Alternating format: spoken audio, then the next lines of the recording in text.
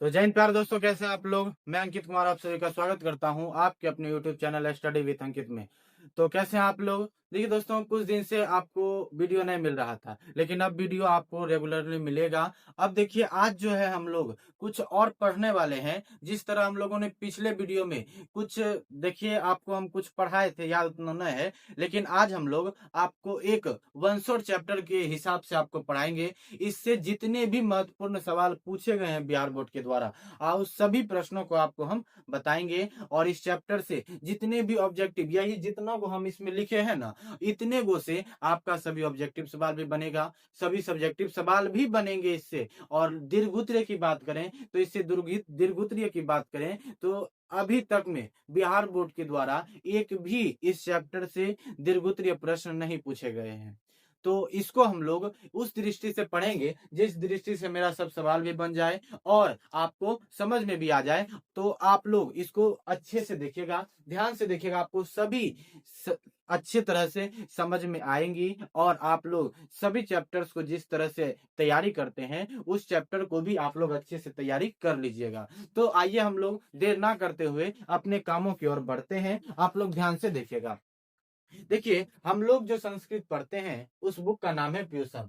इस प्यूसम में टोटल 14 अध्याय हैं। इस 14 अध्याय का अगर बात करें तो आपको पीछे हम लोग 3 या 4 वीडियो संस्कृत के वन शॉर्ट चैप्टर का आपको हम दे दिए हैं, उससे भी आप लोग तैयारी कर सकते हैं। तो आज हम लोग इसी 14 चैप्टर में से आज हम लोग पहला चैप्टर पढ़ेंगे। पहले चैप्टर का नाम है मंगलम। पहले चैप्टर का नाम है मंगलम। आज हम लोग इसी चैप्टर को अच्छी तरह से पढ़ेंगे और समझेंगे कि आखिर मंगलम क्या है, इसका अर्थ क्या होता है, इसमें क्या क्या चीजें हमें पढ़नी होती है, सभी बातों को आपको हम बताएंगे। आप लोग ध्यान से देखते रहिएगा। चलिए, हम लोग मंगलम के बारे में कुछ कुछ इस पाठ के बारे में बेसिक सवाल जो है ऑब्जेक्टिव में पूछा गया है वो आपको हम बताते हैं। देखिए, ये जो मंगलम पाठ है, ये जो मंगलम पाठ है, मंगलम पाठ का मंगलम का अर्थ होता है कल्याणकारी या शुभ, इसको कह सकते हैं। क्या बताए, ये जो मंगलम है, ये चैप्टर का नाम है मंगलम। यह मंगलम का अर्थ होता है कल्याणकारी या शुभ, इसको हम लोग बोल सकते हैं।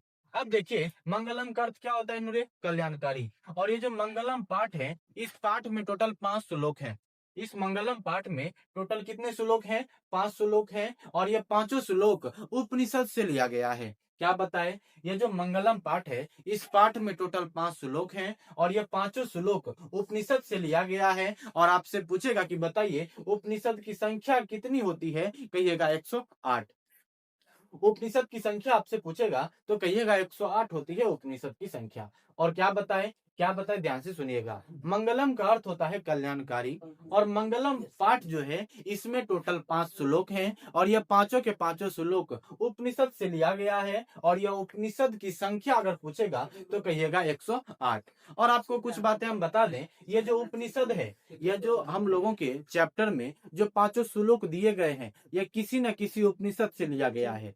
तो आपको बता दें कि ये जो पांचों श्लोक है, यह श्लोक में पहला श्लोक जो है आप लोग पढ़ते हैं, पहला श्लोक आप लोग पढ़ते हैं, हरिमैन पात्रेन सत्यस्यम पितम मुखम तत्वम विषम परमाणु सत्य धर्माय दृष्टते। क्या बताएं, ये जो मंगलम पाठ में जो पांचों श्लोक हैं, ये किसी न किसी उपनिषद से लिया गया होगा। तो यह जो पाठ है, पहला जो श्लोक है, इस श्लोक में कहा गया है, इसका पहले श्लोक आपको बताते हैं। क्या श्लोक श्लोक है कि हरिमेन पात्रेन सत्यस्यम पितम मुखम तत्वम विषम परमाणु सत्य धर्माय दृष्टते। यह पहला श्लोक है। और यह मंगलम पाठ का पहला श्लोक जो है, यह ईशावास्य उपनिषद से लिया गया है। आपसे पूछेगा कि बताइए मंगलम पाठ का प्रथम श्लोक किस उपनिषद से लिया गया है, तो कहिएगा ईशावास्य उपनिषद से लिया गया है।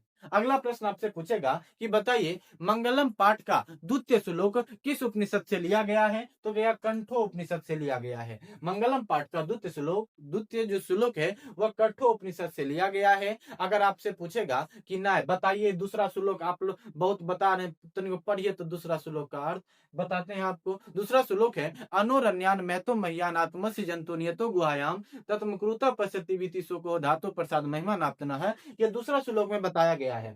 कहा है, यह दूसरा श्लोक जो है, मंगलम पाठ का दूसरा श्लोक जो है, यह कठो उपनिषद से लिया गया है। और मंगलम पाठ का तीसरा और चौथा श्लोक मुंडको उपनिषद से लिया गया है। और मंगलम पाठ का पांचवा जो श्लोक है, वे श्वेताश्वर उपनिषद से लिया गया है।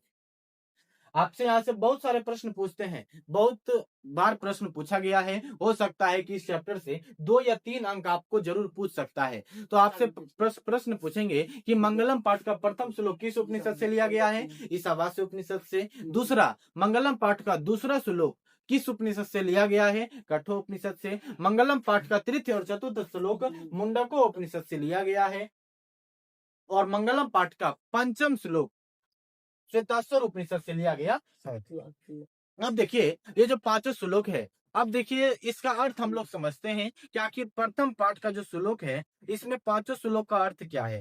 देखिए, पहला श्लोक है कि अनोरण्या सॉरी पहला श्लोक है हरिमेन पात्रेन सत्यस्यम पितम मुखम तत्वम विषम परमाणु सत्य धर्माय दृष्टते। दूसरा श्लोक है अनोरण्यान मैतो महियान आत्मस्य जंतु नियतो गुहायाम तत्मकृत पश्यति वितिशो का धातु प्रसाद महिमा नाप्तनः। यह दूसरा श्लोक है। और तीसरा श्लोक है सत्यमेव जयते नान नेत्रम सत्यन पंथता वितुतो देवयान डॉट डॉट। ये जो श्लोक है, यह भी ये पांचों श्लोक हमारे चैप्टर्स में दिए हुए हैं या पाठ में दिए गए हैं। तो हम लोग पहला श्लोक का अर्थ समझते हैं कि आखिर पहला श्लोक का अर्थ क्या कह रहा है।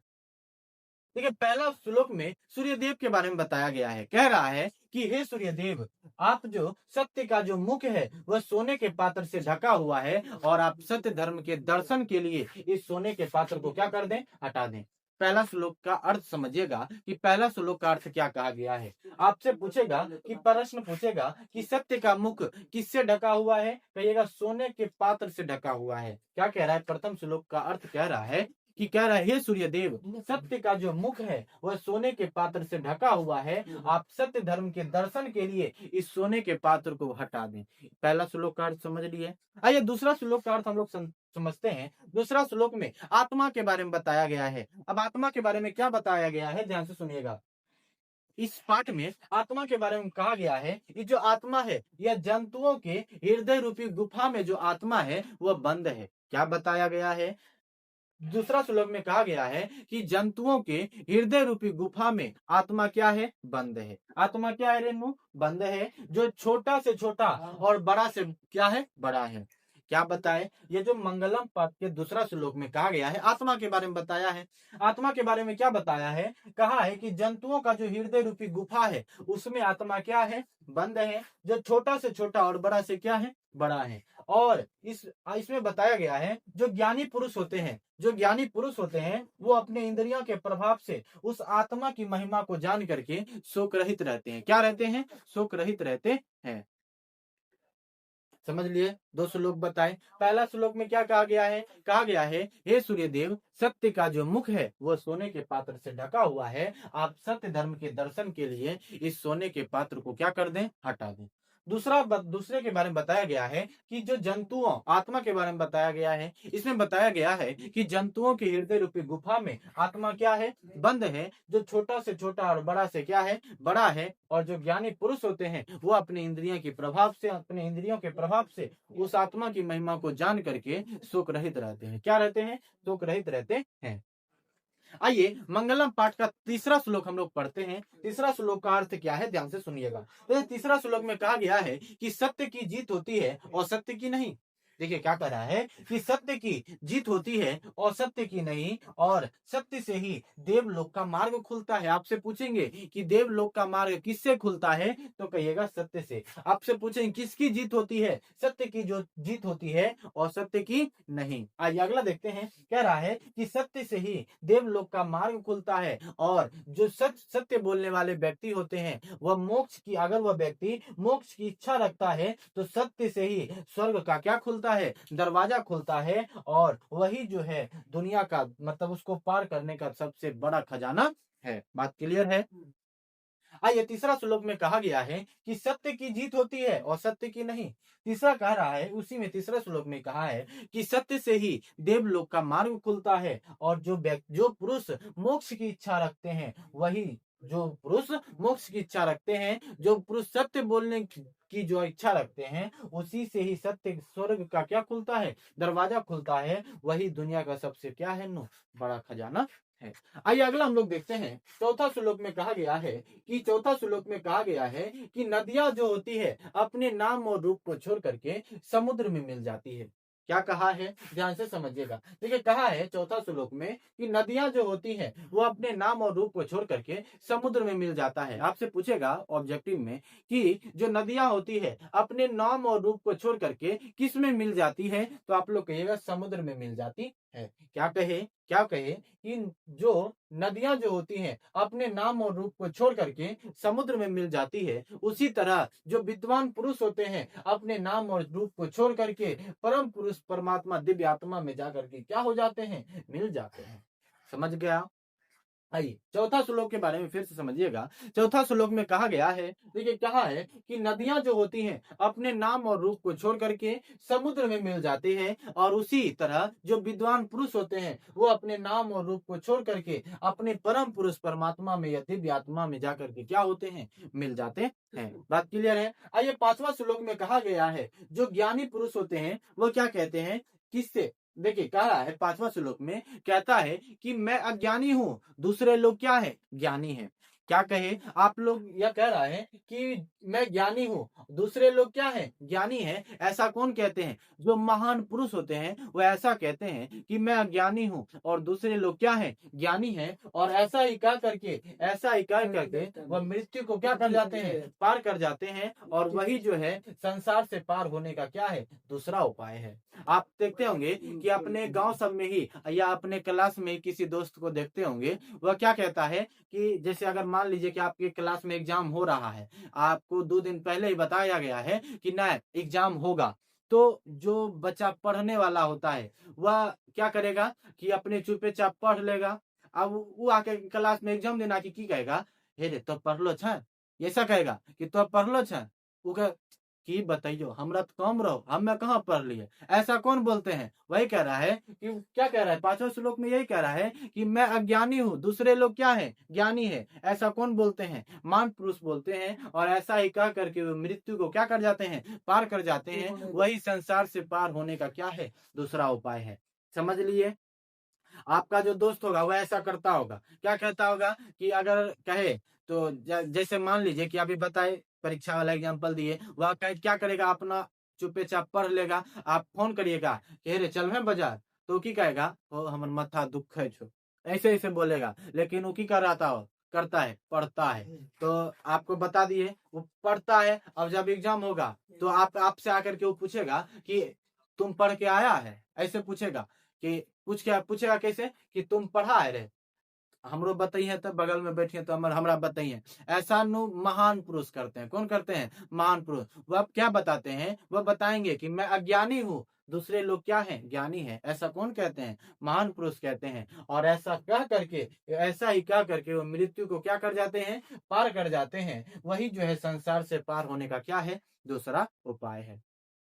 यह चैप्टर हमारा क्या हो गया, खत्म। अब देखिए जितने भी बिहार बोर्ड के द्वारा जितने भी लघुत्तरीय प्रश्न पूछे गए हैं वह सभी यहाँ लिखे हुए हैं। आपको हम बता देते हैं, इसमें सभी प्रश्न इसी जितना भी हम इसी में पढ़ाए हैं ना, सब इतने गो से है। आप लोग खाली ध्यान से देखिए। पहला है कि मंगलम पाठ के आधार पर सत्य का स्वरूप क्या है। देखिए सत्य का स्वरूप कह रहा है तो कहिएगा कि सत्य का जो मुख है वह सोने के पात्र से क्या है, ढका हुआ है। और आप सत्य धर्म के दर्शन के लिए इस सोने के पात्र को क्या कर दें, हटा दें। पहला का अर्थ समझे, पहला हो गया। दूसरा है कि महान लोग संसार रूपी गुफा, संसार रूपी सागर को कैसे पार कर जाते हैं।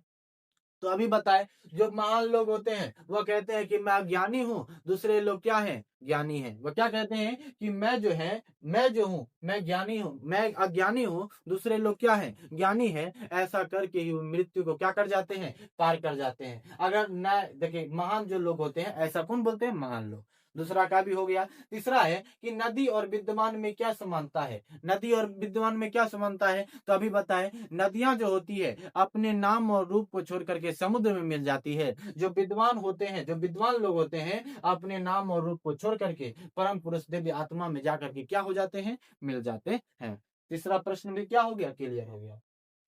चौथा प्रश्न है कि आत्मा का स्वरूप कैसा है और वह कहाँ रहती है। आत्मा का स्वरूप कैसा है और वह कहाँ रहती है। तो देखिएगा कह रहा है कि आत्मा का स्वरूप कैसा है। तो आपको बता दें, आत्मा का स्वरूप जंतुओं के हृदय रूपी गुफा में जो है आत्मा बंद है, जो छोटा से छोटा और बड़ा से क्या है, बड़ा है। वही पूछा आत्मा का स्वरूप क्या है, जो छोटा से छोटा और बड़ा से क्या है, बड़ा है। और वह कहाँ रहती है, तो वह जंतुओं के हृदय रूपी गुफा में रहती है। कहाँ रहती है, जंतुओं के हृदय रूपी गुफा में कौन रहता है रेनू, आत्मा रहता है। आइए अगला प्रश्न हम लोग देते हैं कि आत्मा के स्वरूप का वर्णन करें। आत्मा के स्वरूप का देखिए प्रश्न एक क्या है, तनी वो लेकिन घुमा फिरा दिया है। आत्मा के स्वरूप का क्या करें, वर्णन करें। तो कहिएगा कि जंतुओं के हृदय रूपी गुफा में क्या है, आत्मा बंद है, जो छोटा से छोटा और बड़ा से क्या है, बड़ा है। और जो ज्ञानी पुरुष होते हैं वो अपने इंद्रियों के प्रभाव से उस महिमा, आत्मा की महिमा को जान करके कौन सी रहते हैं रेणु, शोक रहित रहते हैं। क्या रहते हैं, शोक रहित रहते हैं।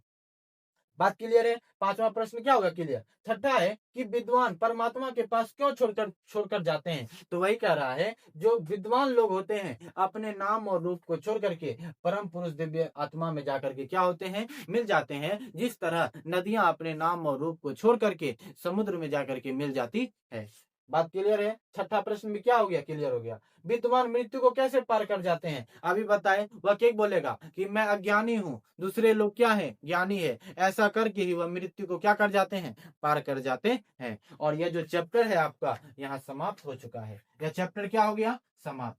यह चैप्टर पूर्णतः समाप्त हो चुका है। और आप लोग इससे जितने भी सवाल बनाया गया था आपको हम सब बता दिए। और आप लोग जा करके एक बार अपने घर में जितने भी इस चैप्टर्स के द्वारा पूछा गया ऑब्जेक्टिव क्वेश्चन है आप लोग एक बार जरूर बनाइएगा और कमेंट बॉक्स में बताइएगा कितना आपसे इसमें बना। तो अगर आपको वीडियो अच्छा लगा हो तो एक बार लाइक कर दीजिएगा, कमेंट कर दीजिएगा, सब्सक्राइब कर दीजिएगा। धन्यवाद।